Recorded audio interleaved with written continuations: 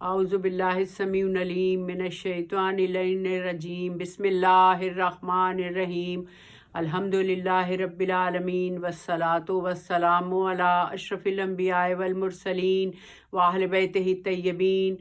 वत्ताहिरीन अम्मा बाद फ़क़त क़ाला सुब्हानहु व तआला फ़ी मुहकम किताबिहिल मजीद वल फ़ुरक़ानिहिल हमीद व क़ौलुहुल हक़ बिस्मिल्लाहिर रहमानिर रहीम ला उक़्सिमु बियौमिल क़ियामा व ला उक़्सिमु बिनफ़्सिल लवामा। सामईने मोहतरम, आज के मेरे इस लेक्चर का मौजू वो तमाम आमाल हैं कि जिनके बारे में खुदावंद मुतआल ने निशानदही फरमाई है, और ख़ास तौर पर सूरह मुबारक तारिक़ में और सूरह मुबारक क़यामा में इसके बारे में बहुत खुल के वजाहत से परवरदिगार आलम ने इरशाद फरमाया है। वैसे तो अल्लाह ताला ने लफ्ज़ क़यामत को या क़यामत के दिन को, डे ऑफ जस्टिस को, बहुत से मकामात पर मुख्तलिफ़ नामों से याद फरमाया है, लेकिन इस सूरे में जिसकी तलावत की सादत मैंने हासिल की है, इसमें अल्लाह ताला ने कसम से शुरू किया है और जो यही कहा कि ला उक़्सिमु बियौमिल क़ियामा व ला उक़्सिमु बिनफ़्सिल लवामा, के कसम है रोज़े क़यामत की और कसम है नफ्स लवामा की, कि जो नफ्स की एक कैफियत है। और इसी तरह खुदावंद मुतआल ने सूरह मुबारक तारिक़ में भी जो कसम खाई है वो उस सितारे की कसम खाई है कि जिसको तारिक़ के लक़ब से पुकारा गया है। और तारिक़ वो सितारा है कि जिसको नजमुस साक़िब भी कहकर पुकारा है। और नजमुस साक़िब से मुराद ये है कि दर हकीकत जब साइंस ने तरक्की की तो पता चला कि ये सितारा ज़ुहल सितारा है, और अल्लाह ताला ने इसको 7वें आसमान पर खल्क़ फरमाया है, लेकिन ये अपने अंदर इतनी रोशनी लिए हुए है कि ये 7 आसमान को चीरता हुआ अपनी रोशनी लेकर, यानी इसकी रोशनी 7 आसमान को चीरती हुई कायनात को रोशन करती है।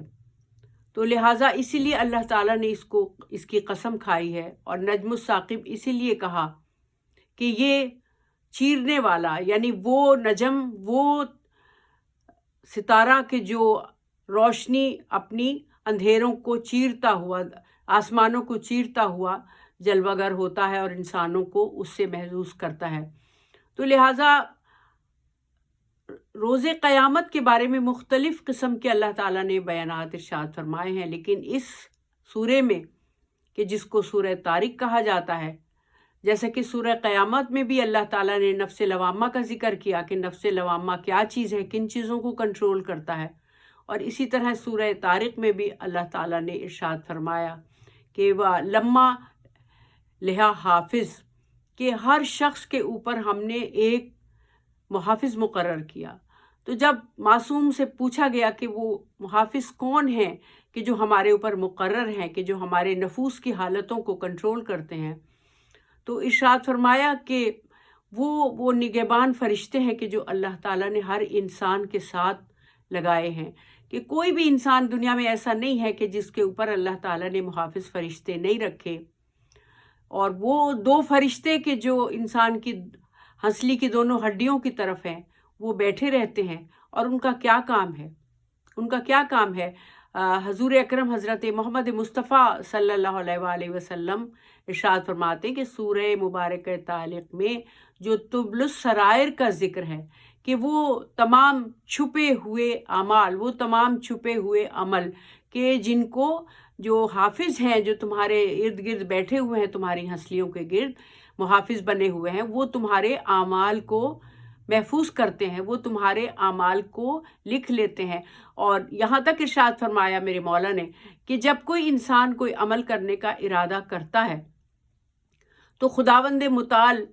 के दोनों फरिश्ते जो हैं वो अलर्ट हो जाते हैं, वो हाई अलर्ट हो जाते हैं। इसलिए कि अगर कोई इंसान नेक अमल करने का इरादा करता है تو دائیں ہاتھ کا فرشتہ بائیں ہاتھ کے فرشتے کو کہتا ہے کہ تمہیں دیکھو کہ یہ نیکی کرنے کے لیے جا رہا ہے، اس لیے کہ اس کے منہ سے ایک بہت خوبصورت، بہت ہی لطیف خوشبو آتی ہے نیکی کرنے والے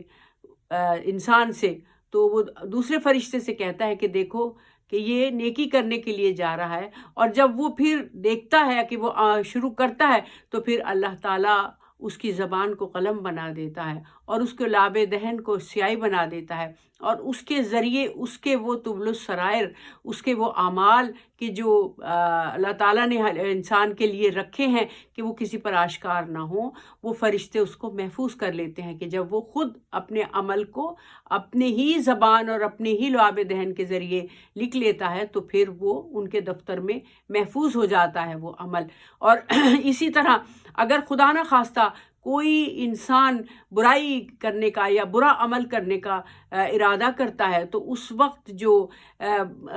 بائیں ہاتھ کا جو فرشتہ ہوتا ہے وہ دائیں ہاتھ کے فرشتے سے کہتا ہے کہ اب یہ شخص عمل بد کرنے کا ارادہ کر رہا ہے، تو اس وقت جب وہ ارادہ کرتا ہے تو اس ارحم الراحمین کی جانب سے اللہ تعالیٰ اس کو مہلت دیتا ہے کہ وہ اس سے باز آ جائے، لیکن اگر وہ باز نہیں آتا تو پھر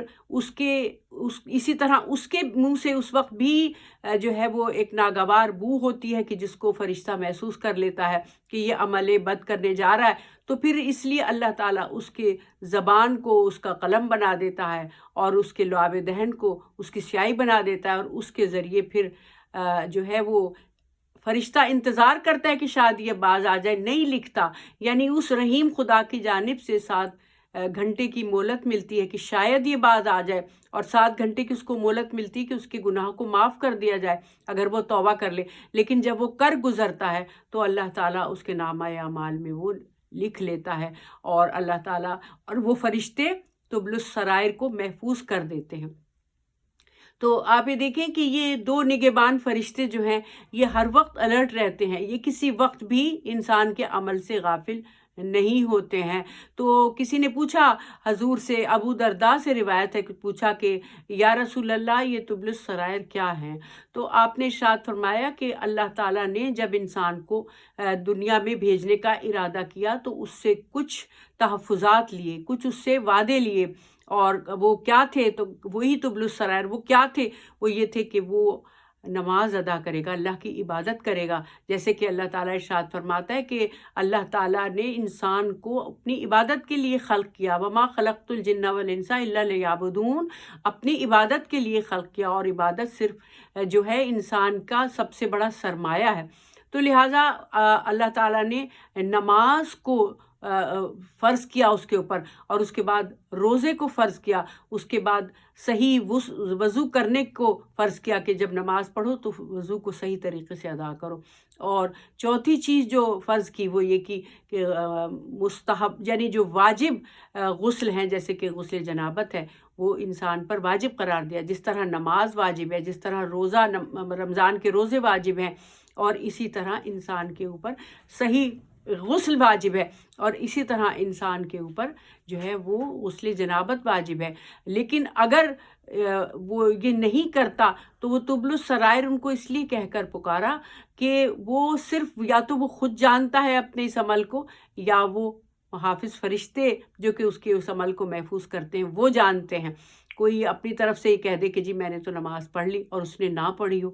وہ نہ پڑھی ہو، دوسروں کو وہ دھوکہ دے سکتا ہے لیکن ان محافظ فرشتوں کو دھوکہ نہیں دے سکتا کہ جن کو اللہ نے اس کام کے لیے مقرر کیا۔ یہ ہمارا ایمان ہونا چاہیے۔ اسی طرح اگر نماز پڑھتے ہوئے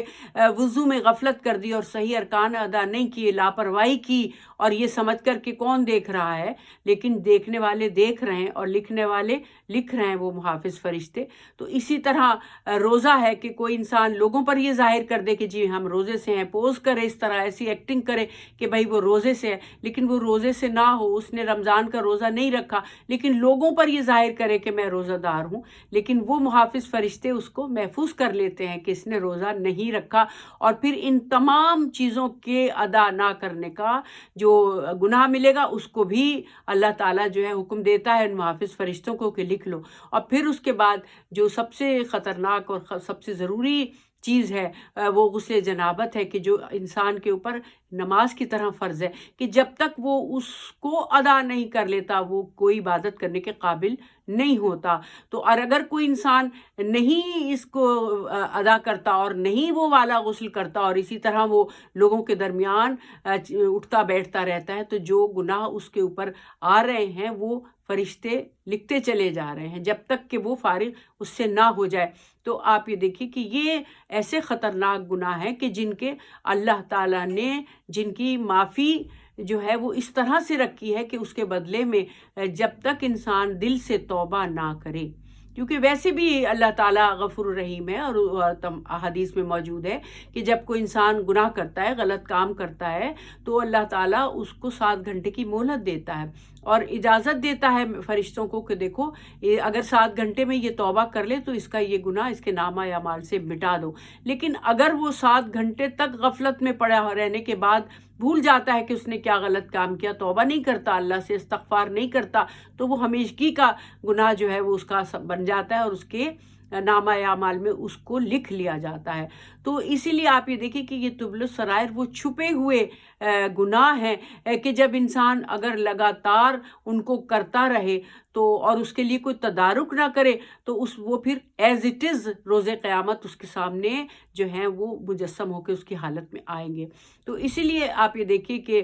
پوچھا کسی نے مولا سے کہ آقا یہ بتائیے کہ میں کچھ ایسے اعمال کرنا چاہتا ہوں کہ میرے گناہ دھل جائے اور میں جنت کا وارث بن جاؤں، اور اس میں تمام قسم کے گناہ شامل ہیں جن میں تبل السرائر بھی ہیں۔ تو دیکھیں میرے مولا نے کیا ارشاد فرمایا، یہ میرے آج کے لیکچر کا محاصل ہے، ایک یعنی اس کا شارٹ بالکل میں آپ کو کر کے بتا رہی ہوں کہ جو اس کا محاصل ہے وہ یہ ہے کہ ارشاد فرمایا کہ جس کے تبل السرائر ہیں یا جس کے گناہ ہیں ایسے کہ جو چھپے ہوئے ہیں، لوگوں کو نہیں پتہ، لوگ اس کو بہت زیادہ یہ سمجھتے ہیں کہ بھئی یہ بڑا نیک اور بہت ہی بلند کردار کا انسان ہے، لیکن فرشتوں نے اس کے ان اعمال کو لکھ لیا ہے۔ تو ارشاد فرمایا کہ پھر اس کے لیے ہے کہ وہ نیک عمل کرے، ارادہ کر کے عمل صالح کرے، کیونکہ عمل صالح یا نیک عمل جو ہے وہ انسان کے گناہوں کو دھو دیتا ہے، اور اس کے ساتھ دل سے توبہ کرے، کیونکہ جتنے بھی معصومین کے پاس لوگ آتے تھے اور آ کر پوچھتے تھے کہ فرزند رسول یہ بتائیے کہ ہم کیسے اپنے گناہوں سے چھٹکارا حاصل کر سکتے اس دنیا میں تاکہ قیامت میں یا برزخ میں ہمیں اس کی سزا نہ ملے۔ تو ہمیشہ ہر رہبر نے یہی بتایا کہ کثرت سے استغفار کرو، لیکن استغفار کا پہلے مطلب پہچانو کہ استغفار کا مطلب کیا ہے، اور پھر اس کے بعد ارشاد فرمایا کہ جو عمل صالح انسان اس خیال میں کرتا ہے تو پھر اللہ تعالیٰ اس کے وہ تبل السرائر کو اس دفتر سے مٹا دیتا ہے جس میں کہ وہ محافظ فرشتے لکھتے ہیں۔ تو پوچھا کسی نے کہ مولا میں بھی کیا کروں ایسا کہ میں جنت کا وارث بن جاؤں اور میرے گناہ دور ہو جائیں؟ تو دیکھیں مولا نے کیا ارشاد فرمایا کہ تو نے سب سے پہلے کہ تو نے اپنے جن رشتہ داروں کے ساتھ قطع رحمی کر لی ہے، جن سے تو نے جھگڑا کر لیا ہے اور تو ان سے قطع رحمی کر بیٹھا ہے، تو ان کے پاس جا اور ان کے ساتھ صلہ رحمی کر، ان کے ساتھ جا اور ان سے پھر تو اپنے تعلقات کو استوار کر، اور اگر انہوں نے تیرے ساتھ زیادتی کی ہے، ظلم کیا ہے، تو ان کو معاف کر دے، اور آگے بڑھ کر تو ان سے اپنے اچھے اخلاق کے ساتھ ان سے پیش آ اور ان کو مجبور کر کہ وہ تیرے اخلاق سے متاثر ہو کر تیرے ساتھ اپنے تعلقات کو جوڑ لیں۔ اگر تو ایسا کرے گا تو تیرے نامہ اعمال سے وہ تبل السرائر جو ہیں ان کو مٹا دیے جائیں گے۔ اور پھر ارشاد فرمایا کہ دوسرا عمل یہ ہے کہ اگر تو اپنے اگر یہ نہیں کر سکتا، تیرے لیے یہ بہت مشکل ہے اور ممکن نہیں ہے کہ تو ان رشتہ داروں سے جن سے تو قطع رحمی کر چکا ہے جا کر دوبارہ سے ان سے تعلقات جوڑے، اگر تو ایسا نہیں کر سکتا تو پھر تو یہ کر کہ تو بھوکوں کو کھانا کھلا۔ دیکھیے بہت زیادہ ترغیب اللہ تعالیٰ نے دی ہے، بہت زیادہ حکم دیا ہے بھوکوں کو کھانا کھلانے کا۔ پھر تو بھوکوں کو کھانا کھلا، پیاسوں کو پانی پلا، اور تیسرا عمل صالح جو ارشاد فرمایا وہ یہ ہے کہ پھر تو امر بالمعروف اور نہی عن المنکر کر۔ وہ کرنے سے بھی تیرے تبل السرائر جو ہیں تیرے نامہ اعمال سے دھو دیے جائیں گے۔ امر بالمعروف مطلب کہ لوگوں کو نیکیوں کی طرف بلا، یہ مت کہے کہ مجھے کیا ضرورت ہے، اگر کوئی اچھا کام نہیں کر رہا تو میں کیوں اس کو بتاؤں، مجھے کیا ضرورت ہے۔ آج کل یہ بھی ایک بہت بڑا المیہ بن گیا ہے کہ ہم کسی کو اچھی بات بتانا بھی پسند نہیں کرتے، صرف اپنے آپ کو محفوظ رکھنے کے لیے۔ تو کہا کہ امر بالمعروف کر، لوگوں کو امر بالمعروف کر، نہی عن المنکر کر، برائیوں سے روک، یعنی اچھائیوں کی طرف بلا اور برائیوں سے روک۔ اگر تو ایسا کرے گا تو تیرے تبل السرائر جو ہیں، وہ پوشیدہ گناہ، وہ چھپے ہوئے گناہ کہ جو تیرے محافظ فرشتوں نے لکھ لیے ہیں، وہ تیرے نامہ اعمال سے ان کو مٹا دیں گے، رب کر دیں گے ان کو۔ تو آپ یہ دیکھیں کہ کتنا غفور الرحیم ہے میرا مالک۔ اور پھر ارشاد فرمایا کہ جب تو بار بار ایسا کرے گا، جب تو کوشش کرے گا یہ، تو پھر وہ تیرا اخلاق بن جائے گا، پھر وہ تیرا اپنا خلق بن جائے گا، تیرا اخلاق بن جائے گا، تو بالکل اس کے مطابق ہو جائے گا۔ اور پھر اس کے بعد ارشاد کہ جب تیرا اخلاق بنے گا تو پھر تیرے اخلاق کی، تیرے ایٹیٹیوڈ کی حالت یہی بن جائے گی کہ تیرا ایٹیٹیوڈ ایسا ہی ہوگا، تیرا ایٹیٹیوڈ ایسا ہی ہوگا کہ تو پھر کوشش کر کے ایسا نہیں کرے گا کہ قطع رحمی کرنے والوں سے صلح رحمی کرے اور سب کچھ بھول جائے، فارگیٹ اینڈ فارگیو کی پالیسی اپنا لے، یہ تو کرے گا۔ اور پھر اس کے بعد جب تیری یہ حالت تیرے اعمال کی بن جائے گی، یہ تیرے اخلاق کی حالت بن جائے گی، تو پھر تیری عادت بن جائے گی، پھر تیری عادت بن جائے گی۔ کیونکہ دیکھیں آج یہ سائنس بھی یہ ثابت کرتی کہ جو انسان اگر 21 دن تک کوئی ایک عمل کرتا رہے تو وہ اس کی عادت بن جاتی ہے، تو پھر وہ تیری عادت بن جائے گی۔ مثال کے طور پر کہ اگر کوئی انسان بہت جلدی غصہ کرنے کا عادی ہے اور جلدی سے دوسروں کی انسلٹ کر دیتا ہے، یا کوئی بہت انسان ایسا ہے کہ جو کسی کو ہر حالت میں معاف نہیں کرتا، اگلا معافی مانگ رہا ہے وہ معاف نہیں کرتا، تو اس کی وہ عادت بن جائے گی۔ لیکن اگر کوئی دل پر جبر کر کے اپنے غصے کو روک لے، نہ کرے غصہ، دوسرے کی بدتمیزی کے مقابلے پہ غصہ نہ کرے، برداشت کر لے، تو اگر وہ ایسا کرتا رہے گا لگاتار تو یہ اس کی جو اخلاق کی عادت بن جائے، حالت بن جائے گی، اور پھر اس کے بعد اس کی عادت بن جائے گی۔ اور پھر جب عادت بن جائے گی تو پھر اس پر پورا کنٹرول آ جائے گا، پورا کنٹرول آ جائے گا، اور پھر اس کی وہ پرسنالٹی کا حصہ بن جائے گی، اس کی پرسنالٹی کا حصہ بن جائے گی۔ پھر اس کو دقت نہیں ہوگی، مشکل نہیں پڑے گی، اس کو کوئی کسی قسم کا پرابلم نہیں ہوگا کہ وہ اپنے غصے کو قابو کرے یا لوگوں کو معاف کر دے، یا جو اسے قطع رحمی کر رہے ہیں ان سے جا کر ہاتھ ملائے دوبارہ اور ان سے اپنے تعلقات کو جوڑے، اور ان کے برے اخلاق کو جو ہے وہ درگزر کر دے اور ان سے اپنے تعلقات کو جوڑ لے رشتہ داروں کے، یا بھوکے کو کھانا کھلانے کا، کہ اگر وہ پہلے شروع میں اس کا نہیں ہمت ہوتی کہ وہ لوگوں کو کھانا کھلائے، اور وہ کوشش کر کے ایسا اپنا اخلاق بناتا ہے کہ بھوکوں کو کھانا کھلاتا ہے، تو آہستہ آہستہ وہ اس کی حالت بن جاتی ہے، تو پھر آہستہ آہستہ وہ اس کی عادت بن جاتی ہے کہ جب بھی اس کے پاس اچھا کھانا، وہ چاہتا ہے کہ میں کسی کو ساتھ شریک کروں، کسی کو، اور خاص طور پر ان کو کہ جو اس سے محروم ہے، بھوکے ہیں، ان کو کھانا کھلاؤں۔ اسی طرح پانی ہے کہ جو پانی اس کے پاس موجود ہے اور کوئی پیاسا ہے تو وہ اپنی پیاس کو کم کر کے دوسرے کو پانی پلا دے گا، یا خود پیے گا تو دوسرے کو بھی پلا دے گا، تو یہ ایک پھر اس کی عادت بن جائے گی، اور جب عادت بنے گی تو پھر یہ اس کی نیچر بن جائے گی۔ تو اب دیکھیں کہ اسی لیے تو آپ یہ دیکھیں کتنا ثواب ہے، کتنا اس سے کیا ہوتا ہے، ان تمام کاموں کو کرنے سے انسان کی پرسنالٹی اسی طرح کی بن جاتی ہے، اس کی پرسنالٹی بن جاتی ہے، اور جب اس کی پرسنالٹی ایسی بن جاتی ہے تو اللہ تعالیٰ پھر خوش ہوتا ہے، اور پھر اللہ تعالیٰ اس کے ان تبل السرائر کو، کہ جو چھپے ہوئے اس کے اعمال ہیں، جو اس کے چھپے ہوئے اعمال ہیں کہ جن میں اس نے صریحاً خدا کی نافرمانی کی ہے، تو اللہ تعالیٰ ان کو مٹا دیتا ہے اور ان کو رب کر دیتا ہے اور ان کو معاف کر دیتا ہے اور ان کی غلطیوں کو معاف کر دیتا ہے۔ تو اسی لیے اس کے لیے ضروری کیا ہے؟ اس کے لیے ضروری یہ ہے کہ انسان کانشیس ہو، اپنے بارے میں کانشیس ہو، اور اس کو جب وہ کانشیس ہوتا ہے تو پھر کوشش بھی کرتا ہے، اور جب کوشش کرتا ہے تو پھر وہ تمام چیزیں جو ہیں ان پر وہ کنٹرول حاصل کر لیتا ہے۔ جیسا کہ ابھی میں نے آپ کو بتایا کہ اگر بات بے بات غصہ کرنے کی عادت ہے، دوسروں کی انسلٹ کرنے کی عادت ہے، شروع میں اس کو کنٹرول کرنا جو ہے وہ مشکل ہوگا، اپنے اخلاق کو، اپنے ایٹیٹیوڈ کو بدلنا بہت مشکل ہوگا، لیکن جب ہمت کر کے، کنٹرول کر کے اس کو کرے گا، اس پر قابو حاصل کرنے کی کوشش کرے گا، تو پھر وہ اس کی عادت بن جائے گی. اس کی پہلے حالت بنے گی، پھر عادت بنے گی، اور پھر اس کے پرسنالٹی کا حصہ بن جائے گا کہ بھئی اس کی درگزر کرے گا، مسکرا کے درگزر کر دے گا. کہ جس طرح سے ہمارے ائمہ معصومین کی جو صفت ہے وہ اسی طرح کی صفت تھی. کہ ایک مرتبہ میرے مولا گزر رہے ہیں بازار سے، تو ایک اعرابی نے آپ کو برا بھلا کہنا شروع کیا. تو آپ نے اس کے پاس سے گزر گئے، تو وہ آیا اور اس نے کہا کہ یا علی، میں نے آپ کو اتنی باتیں کی، آپ نے کوئی جواب نہیں دیا.